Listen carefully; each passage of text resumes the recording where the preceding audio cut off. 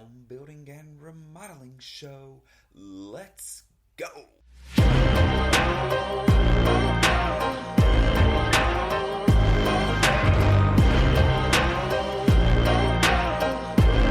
Welcome everybody to the home building and remodeling show. My name is Chris Kirby and I'll be your host. I am the owner of 3 construction companies on the Alabama Gulf Coast. The show is about residential construction. We're going to cover topics of home building and remodeling. Are you thinking of doing a remodel or building a home? Are you a contractor looking to improve your knowledge base or grow your business? Have you ever done a remodel project or built a home? There were so many things you wish you knew or that you could have done differently during the process. Then this show is for you. We break down the process of building and remodeling and how to have the best results during your project. Whether you're a DIYer looking for tips, someone looking to hire a contractor to do a project, or a contractor looking to expand your knowledge base or your business. Welcome aboard. Glad to have you. Stay tuned. We kick off the show with my thoughts on home building and remodeling. I'll share best practices and talk about some of our experiences in business and out in the field. These shared thoughts and lessons learned are meant to help you on your very own journey. Let's go. Your trade license, your state trade license. What does that mean? So as a contractor, you'll find out quick. If you're just starting out in your career, you may not know what trades require a license. I'm going to help you by talking about getting a state trade license because it is imperative, it's a separator, and legally, for some trades, it is required. The first part is, does your trade require a license? Certain trades require a state license to perform work. Find out what trade licenses are required by your state. Electrical, plumbing, HVAC, those all require, and those are just 3 off the top of my head, but there are tons more that require an actual state observed exam. And once you have, and there's an apprenticeship too, portion of that. I know as a plumber, you need to have a certain amount of hours that are documented under a master plumber. Same thing for electrician. So once you get those hours, you take the exam and then you can become an individual electrician, plumber, HVAC technician, things like that. So what can you do without the trade license? That goes back to more of the cosmetic stuff, which is like installing tile, installing floor covering, so LVP, stuff like that, painting. So really those are your major ones that you can do. Some of the handyman stuff that you can do without having a trade license. So do those types of jobs before you step up to the bigger, more involved work, because I know like here in Alabama too, not only is it having a trade license, but even as a contractor in general, once you reach a certain dollar amount on a contract, you're required to have a home builder's or state remodeler's license. So those are things that are separators. They're important for you to get that trade license, figure out what types of jobs you can do those jobs. And then as you, again, elevate yourself and your company, look into getting the required license. Why get it? Being licensed means you're serious about your craft and are willing to professionally develop.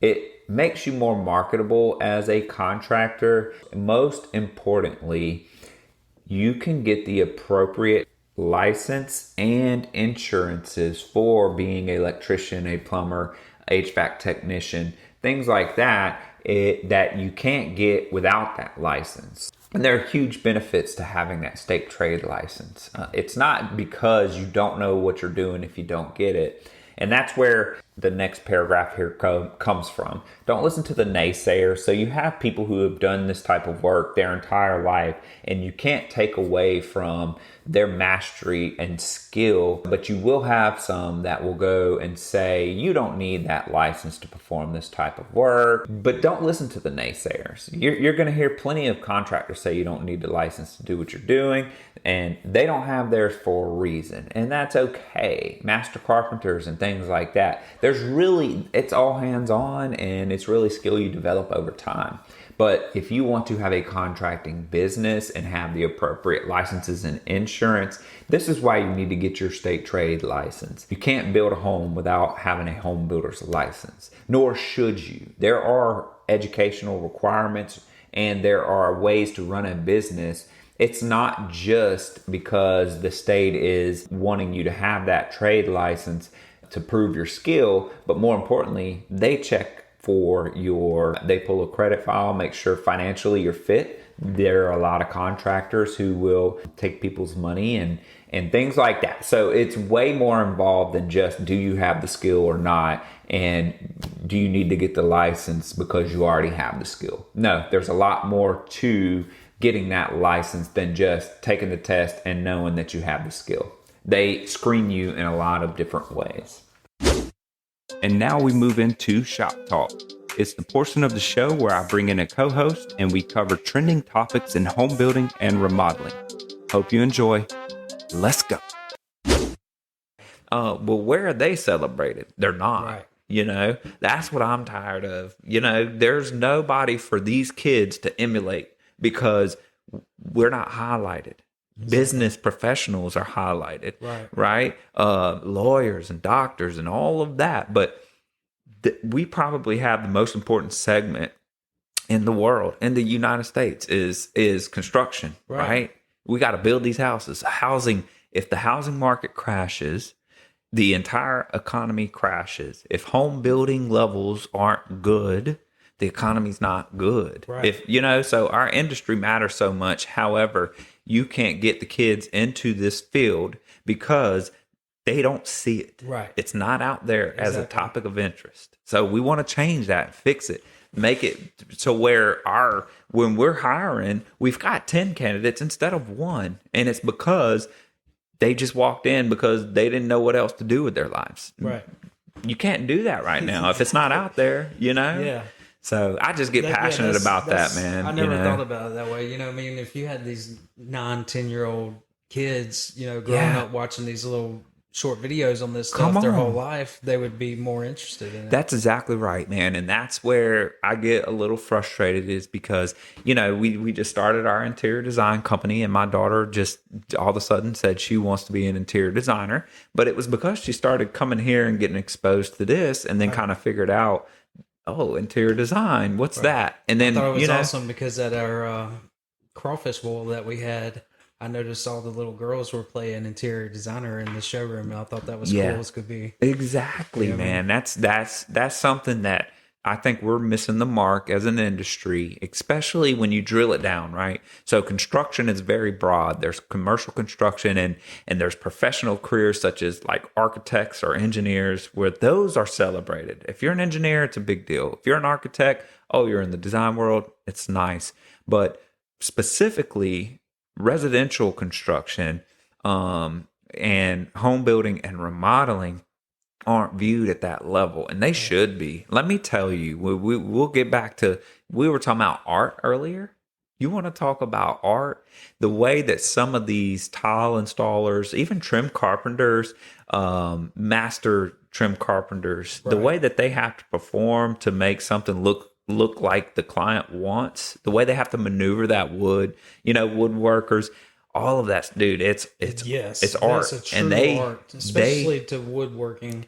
It gets, it gets crazy. That's what some of them guys can do. So don't tell me it's not professional or you can't make money, because you absolutely can. But you know what? If we want our industry to change and we want an influx of people into the construction field, we've got to get it out there. Right. And that's what our mission is. And that's what we're doing this for, is we want to highlight home building and remodeling. We want to talk about it to increase awareness so that we have opportunities to bring in these kids to make them understand, tradesmen and tradeswomen, it's men and women alike. Look, we're almost half and half now, as far as we're at like 28 and half of that is women. Yeah. I don't care. You know what I mean? Right. Let's go, but we've got to get out there and we got to let them know that this exists. And so that's what we're trying to do. And I know we went off a little bit on a tangent, but we get passionate about this. And that's the entire purpose of this thing, is to increase awareness of our industry and to show everybody that you can have a career in construction, and that it really is, it has redeeming qualities. And I know Adam is very passionate about the fact that it is, you can, walk in here and really have a home, and start to work and fix your life. And no matter really almost what you've done, this field can redeem you. It can help you get on with your life, and you can have a very rewarding life. You know what I mean? Yeah, and you're a testament to that, man. Like, seriously, just where you are now, and in your position, and even in this company, and as we grow, again, you're that guy that went from a construction laborer to now you're a general manager in a growing company. Right. So that's a big deal, it's and very exciting. Yeah, it's personal to us. I appreciate it. Yeah, absolutely, man. I get excited because it is personal to us, and we did grow up together. But we've got people here that are in that same boat, that are now have opportunities they didn't have before. Exactly. And so we've got to get out there and increase the awareness. And if anybody out there wants any of our checklists or wants to talk to us about how we've done how our company is structured and how we do our apprenticeship program, please reach out so we can get you that information. You can look at our website, thehomebuildingshow.com, or you can reach out to us via email at thehomebuildingshow@gmail.com, and I'll respond to any questions that you may have.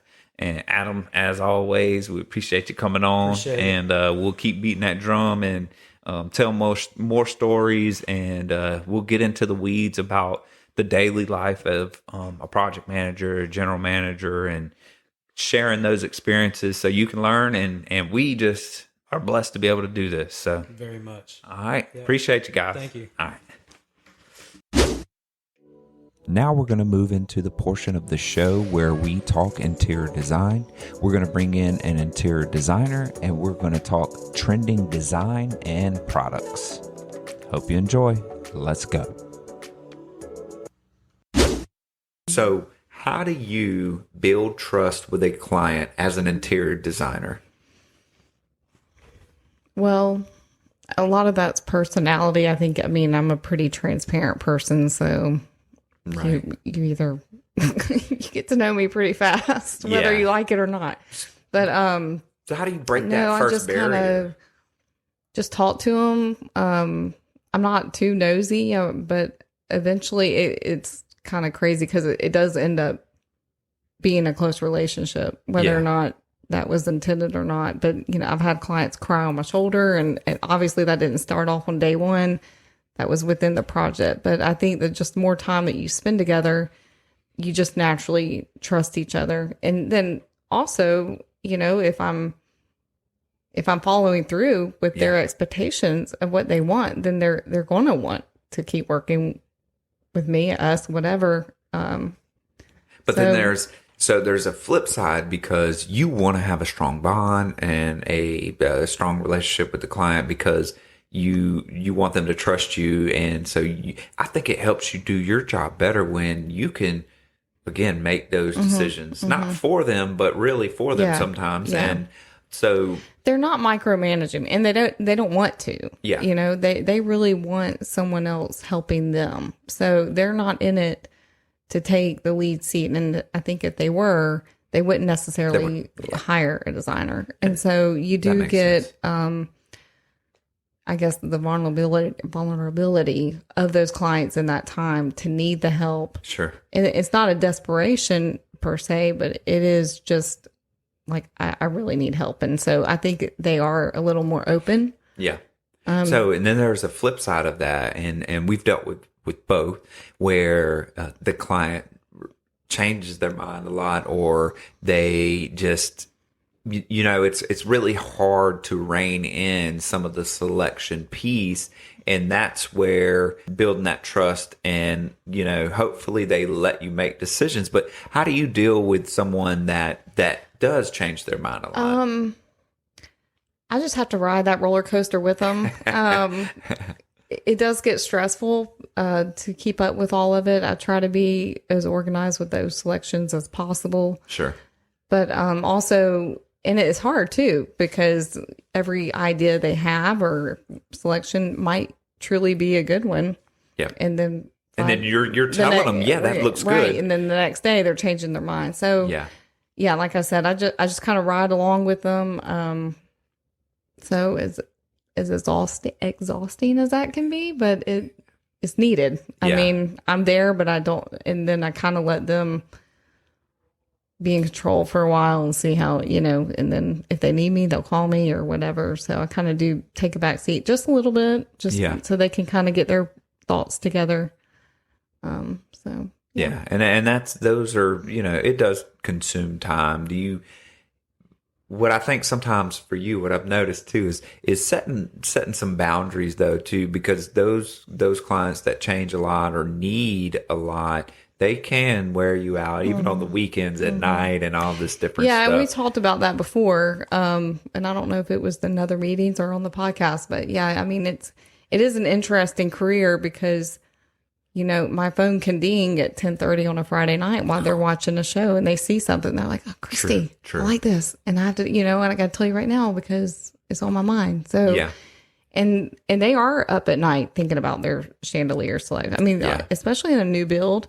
But sometimes that's when they have the time as well. Right. Exactly. Yeah. I mean, they may be working all day and come home and then they've got to cook, they've got to clean, they've got to get the kids to bed. Now it's time for them to watch their shows. Right. So there's a balance in that too, where you don't necessarily have to respond right away or you acknowledge you got it. But we find it hard, even on the construction side, you can have clients because what happens is as the team is in there working, the crew is in there working, they may not be home all day. Mm-hmm. So when the crew knocks off and goes home, the client comes in and obviously they're going to go look and say, well, what was done today? Right. And as soon as they see something, they're thinking, oh, wait, that's a little different. So it happens, but it's a part of building that relationship and setting those boundaries. Hopefully they understand if they're getting home at 9, 10 o'clock that unless it's like detrimental or there's a pipe, burst or something like that on our side, that, we clarify those boundaries. But again, sometimes it's okay and you're up and you may respond and say, yeah, that looks good. It's a tough battle when you're trying to keep a strong relationship with the client, especially a needy one, because that may be the one thing that gets you off the hook because you're like, oh, finally they've made a selection. They just so happen to see what they wanted. So, okay, well, we're going to dig in a little bit more on a future show.